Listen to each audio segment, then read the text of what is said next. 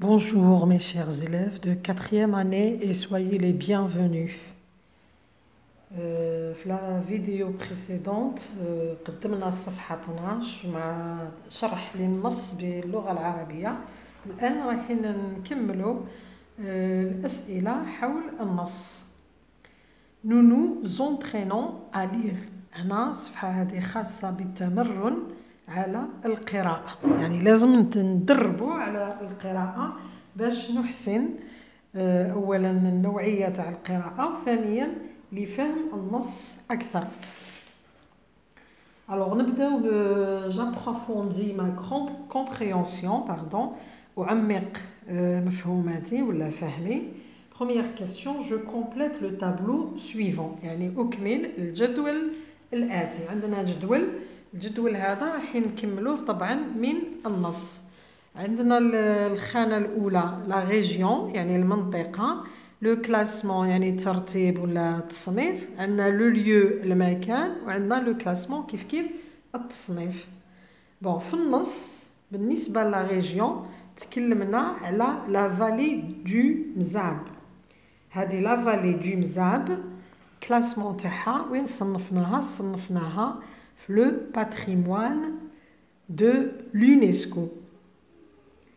دونك حسب كانت مصنفة من طرف منظمة اليونسكو. عندنا لو ليو المكان اللي ذكرناه في النص، عندنا لو تاسيلي دي زاجير. هذا وين كلاسيناه في لو باتريموان مونديال دو لومانيتي، يعني في الإرث العالمي للإنسانية. نشوفوا la deuxième question.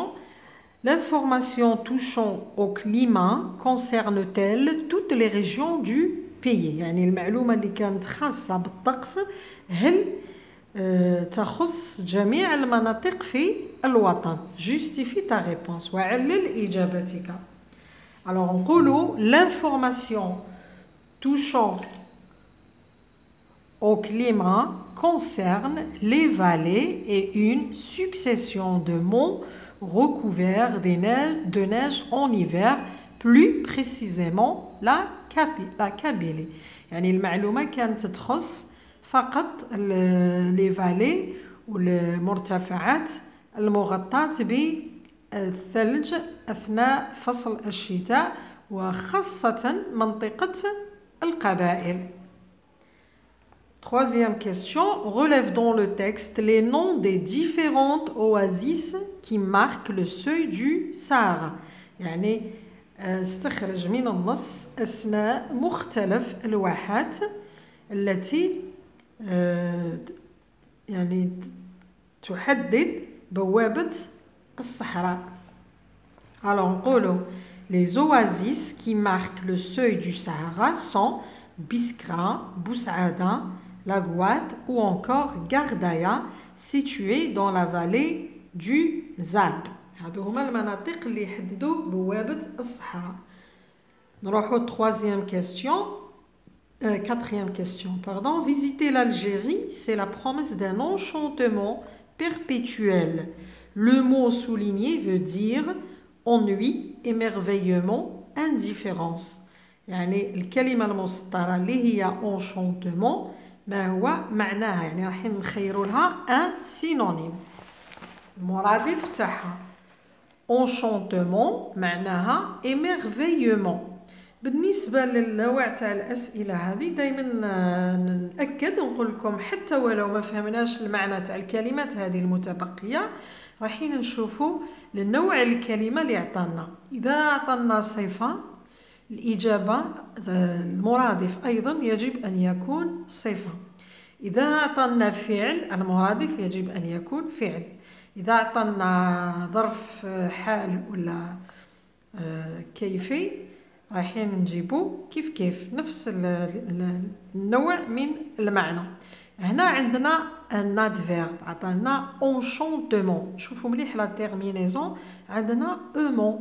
دونك يعني بدون تفكير وبدون فهم للمعنى رايحة نخير émerveillement لأنها من نفس la nature. نروحوا ل 5e question. Retrouve dans le texte une expression de même sens que immense. يعني جد في النص تعبير آخر بمعنى immense. immense يعني كبير جدا. معناها في النص عندنا مرادف واحد آخر أو تعبير آخر اللي هو le plus grand. le plus grand. immense synonyme تاعها le plus grand. هنا je donne mon point de vue à mes camarades. رايحة نعطي فكرة تاعي ولا رأيي إلى زملائي. Redige une introduction et une conclusion à partir des arguments suivants. حنا عطانا الحجج، من خلال هذه الحجج رايحين نقدموا مقدمة، نكتبوا مقدمة وفي نفس الوقت نخدموا الخاتمة.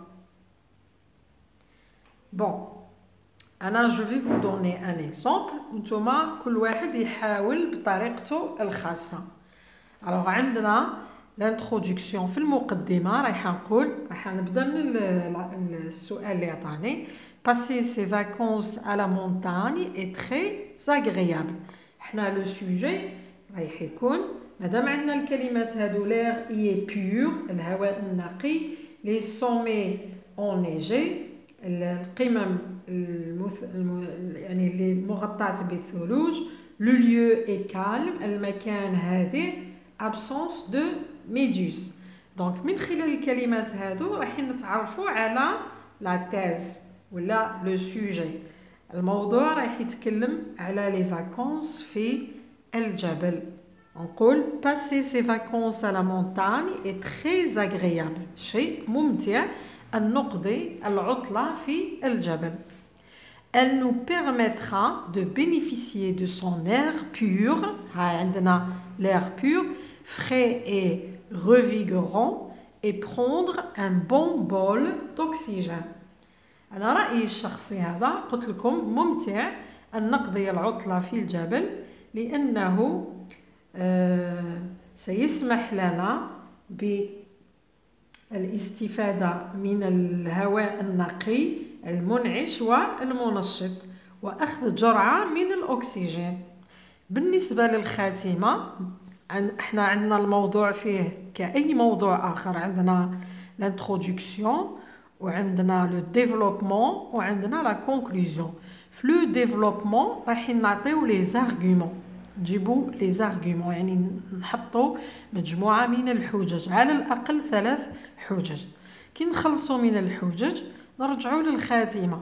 في الخاتمة on va réaffirmer نزيدو نأكدو الفكرة المعروضة في المقدمة، نعاودو نزيدو نأكدوها. alors أنا قلت avec ses nombreux autres atouts, la montagne se révèle être une belle destination de villégiature, surtout en saison d'été. يعني مع هذه المزايا العديدة والمتنوعة فإن الجبل هو وجهة جميلة لقضاء العطلات ولا العطلة، وخاصة عطلة الصيف. نشوفوا l'activité الثالثة، النشاط الثالث. j'enregistre ma voix pour l'écouter، يعني سأسجل صوتي لأسمعه. واش معناها؟ معناها رايح نختار باساج يعني فقرة du texte qui me plaît، الفقرة اللي تعجبك رايح تختارها. ثانيا je lis en enregistrant ma voix sur mon téléphone ou un dictaphone. الخطوة الثانية رايحة نقوم بتسجيل صوتي في الهاتف، يعني نقرأ هذيك الفقرة اللي خيرتها ونسجلها في لو بورتابل. في الأخير je le réécoute et je me corrige. في الأخر كي نخلص نعاود نسمع واش قريت طبعا وانا نتبع في الكتاب. إذا كاين أخطاء اكتشفتها نزيد نعاود نصحح الأخطاء المرتكبة.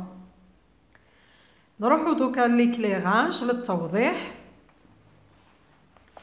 التوضيح عندكم هنا لخصتهم لكم بطريقتين.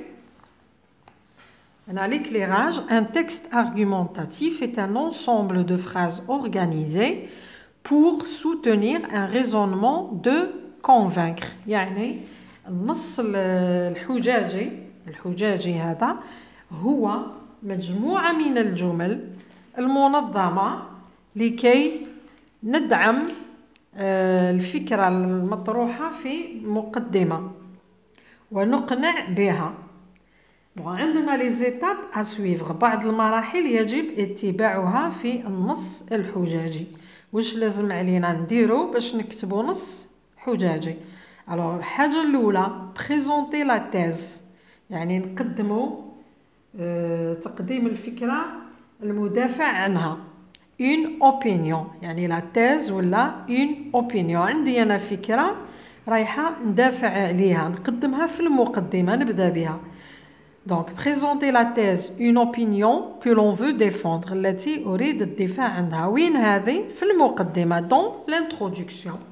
الخطوة الثانية présenter des arguments en faveur de cette thèse dans le développement. يعني الخطوة الثانية هي تقديم الحجج والبراهين المدعمة للفكرة المطروحة. الفكرة اللي طرحتها في المقدمة لازم نجيب الحجج اللي تزيد دعمها أكثر فأكثر. وين هذه؟ dans le développement، في الموضوع، في وسط الموضوع. عندنا الخطوة الثالثة donner des exemples pour enrichir les arguments. هنا في الخطوة الثالثة يعني رانا في لو ديفلوبمون، دائما رانا في لو ديفلوبمون، رايحين بعد ما نقدموا هذوك لي زارغومون لازم نجيبوا دي زيكزامبل، اون دون دي زيكزامبل. علاش؟ باش نثري هذه الحجج. هذه الحجج تصبح قوية ومقنعة. في لافان، في الخاتمة، réaffirmer la thèse défendue، يعني نزيد نعاود نأكد على الفكرة اللي طرحتها في المقدمة. هذه وين؟ في الخاتمة. أتمنى أن يكون الشرح واضح جدا. إذا كاين أسئلة طبعا أطرحها وأنا سأجيب عليها بإذن الله، وخاصة في المجموعة. Merci de m'avoir écouté. À la prochaine.